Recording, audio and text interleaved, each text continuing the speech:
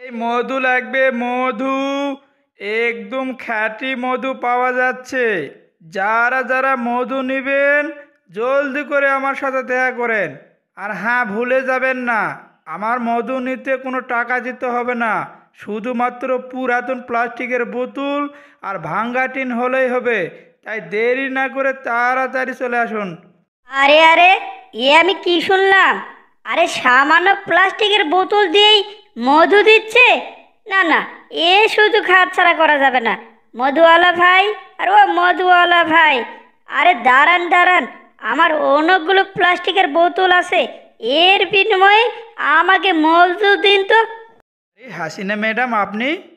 Madam, আমাকে চিনতে পারছেন না? ম্যাডাম, আমি ডিবি হারুন।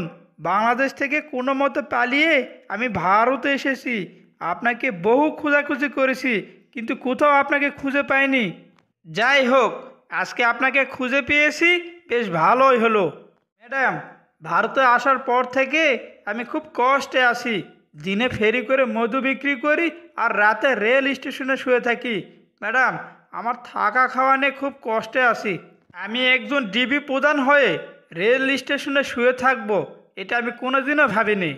এসব কিছুর জন্য আপনি দায়ী। আপনার কথা মতো চলতে গিয়ে মানুষের উপর আমি অনেক নির্যাতন করেছি। হাতের হোটেলের নাটক করে আজ আমি জাতীয় বেইমান হয়েছি। এত সব কিছুর পরেও আপনি আমাকে দেশে ফেলে রেখে একাই ভারতে পালিয়ে এসেছেন। আমি যদি জানতাম আপনি আমাকে বিপদে ফেলবেন, তাহলে কখনো আপনার পা চাটতাম না। আপনার পা চাটার জন্য আজ আমার এই অবস্থা। আচ্ছা যাই হোক হারুন, যা হবার হয়েছে, তুমি আর কোনো চিন্তা ভাবনা করো না।